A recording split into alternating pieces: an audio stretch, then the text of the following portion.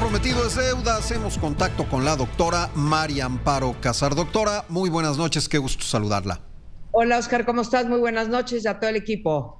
Muchísimas gracias. Pues yo estoy preocupado. A mí me llama mucho la atención ver cómo organismos que se supone deberían ser independientes, como la CNDH, entran en este conflicto, toman parte a favor del gobierno, pues demostrando que no hay tal autonomía, que no hay tal independencia.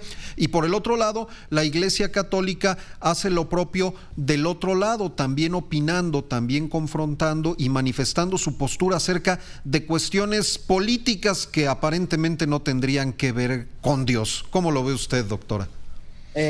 Oscar, ¿y desde cuándo de usted? ¿Cómo lo ves tú, María Amparo? Pero creo que tienes razón, ni uno ni otro actor debería de estar manifestándose. En este caso estoy de acuerdo con el pronunciamiento que hizo la Iglesia, pero pues seamos justos, igual que hemos criticado cuando la Iglesia se mete en otras cosas que no son de nuestro agrado o no estamos de acuerdo con ello, criticamos, pues en esta ocasión también creo que la SEM no debería de estar interviniendo en estos asuntos de carácter político. En fin, es un pronunciamiento, pero sabemos que el púlpito, digo, no el presidencial, sino el verdadero púlpito, el púlpito de los sacerdotes, pues es muy poderoso y en ese sentido, pues no nos metamos en camisa de once varas, ¿no? Ya movimos al ejército, ahora se está moviendo a la iglesia, pues ¿de qué se trata?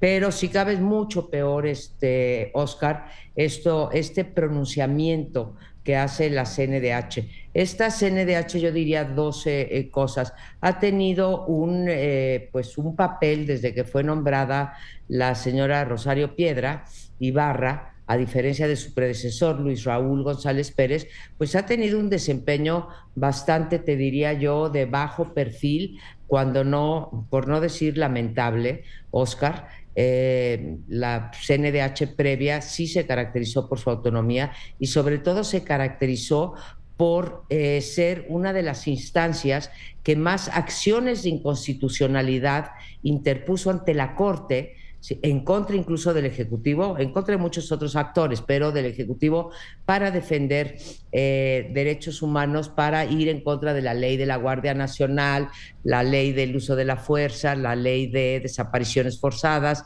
en fin, tuvo un papel muy destacado durante el primer año de López Obrador.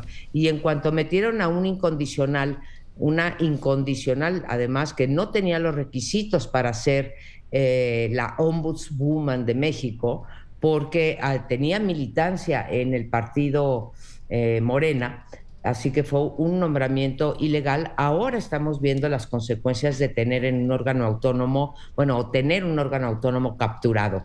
Derechos humanos, dado que nosotros tenemos un organismo, si uno lee la carta o el pronunciamiento de la CNDH, está, hay que decir, bien argumentada la parte legal, porque se ampara en un acuerdo en donde se habla que se deben defender derechos de todo tipo, incluidos los políticos. Y en eso es en lo que se ampara, pero teniendo un órgano constitucional autónomo que está ahí para defender los derechos políticos, yo te diría, extralimitando un poco el término, estaría, te diría, invadiendo las funciones de otro poder, esto es, del INE. Y casualmente, cuando sale la señora Piedra, que sale muy pocas veces a defender derechos, sale en favor de una reforma electoral que ha sido calificada, pues, por aquellos que somos más o menos especialistas, incluso por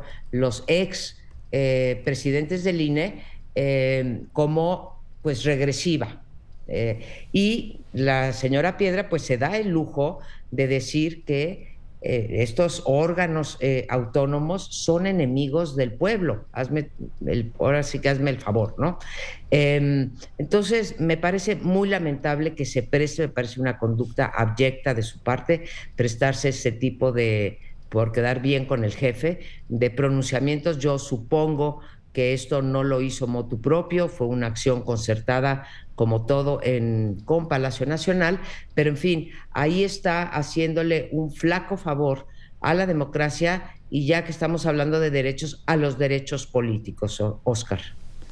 Y es muy fuerte la respuesta también que el propio Lorenzo Córdoba le ha dado a Rosario Piedra luego de este pronunciamiento, al señalar con base en la Constitución que no debe intervenir en cuestiones que tienen que ver con las elecciones, porque incluso Rosario Piedra ya había sido severamente cuestionada por, como bien lo comentas, callar ante algunos temas, no pronunciarse en donde originalmente la CNDH lo hacía, y en este caso violar la Constitución, saltarse al Consejo, hablar a nombre de ellos y entonces tomar partido, vulnerando completamente la autonomía de la CNDH.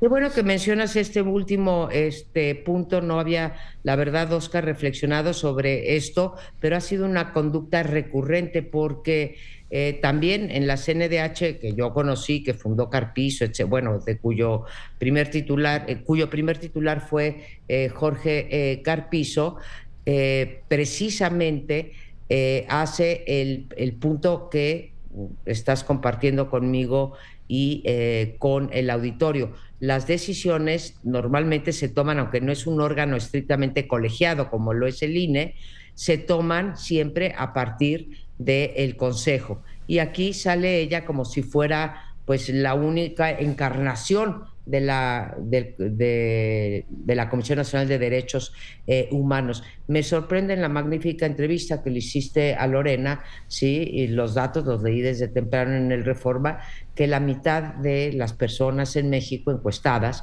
hayan dicho que, pues casi la mitad, vaya, la diferencia es de 1 punto y casi 2%, entre que si deben de ser, es un puesto técnico o es un puesto que lo debe de elegir el pueblo.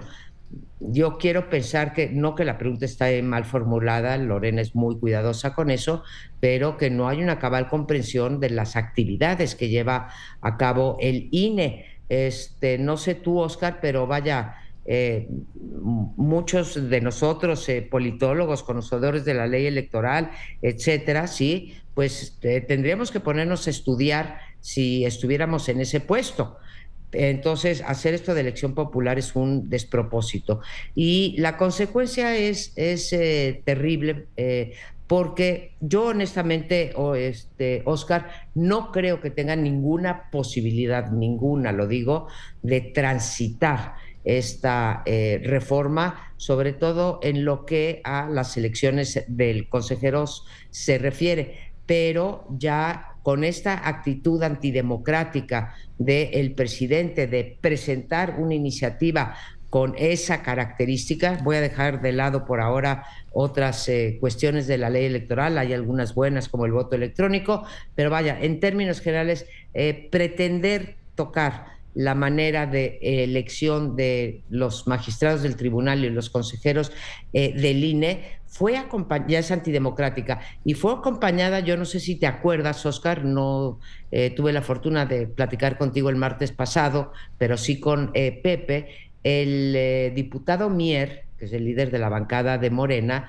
decía, muy bien, pues no pasen, en tono de amenaza, muy bien, pues no pasen la reforma electoral, nos vemos, ¿sí? El día que tengamos que elegir los candidatos, diciendo que van a elegir los candidatos y van a poder mayoritear.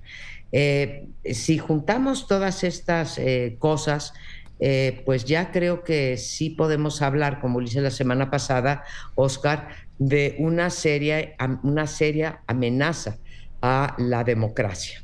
Esta es una cosa que nunca habíamos visto, desde luego que hemos tenido reformas o artículos que han sido regresivos, pero uno, nunca desde el Ejecutivo, y dos, nunca para ser probados en una elección general o en una elección concurrente o de presidente y de legisladores, y desde luego no con este descaro de decir, a ver, vamos a quitar a estos consejeros y los vamos a ahora hacer por consulta popular. Un verdadero despropósito que yo espero, bueno, no espero, permíteme en esta ocasión tener la seguridad de que eso no va a pasar. ¿Qué hará López Obrador después? Y si se cumpla la amenaza de capturar de otra manera al INE, pues vamos a tener que esperar. Yo espero que no, pero ahí sí no tengo tanta certeza que no busquen la manera de deslegitimar las elecciones.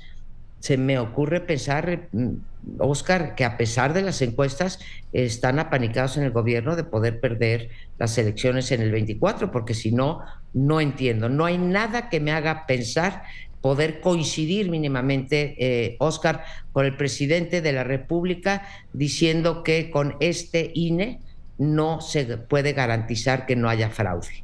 Y hay Eso mucha es. gente que piensa como tú, María Amparo, en el sentido de que esta reforma tiene pocas posibilidades de avanzar y que la intención oculta detrás de proponerla y detrás de impulsarla de esta manera no es precisamente dinamitar al INE, sino denostarlo y entonces tener argumentos para castigarlo presupuestalmente y para restarle autoridad ante lo que puedan determinar en algún momento electoral cuando lleguen las impugnaciones y cuando lleguen las decisiones difíciles. Esto se habrá de ver en su momento, sin duda.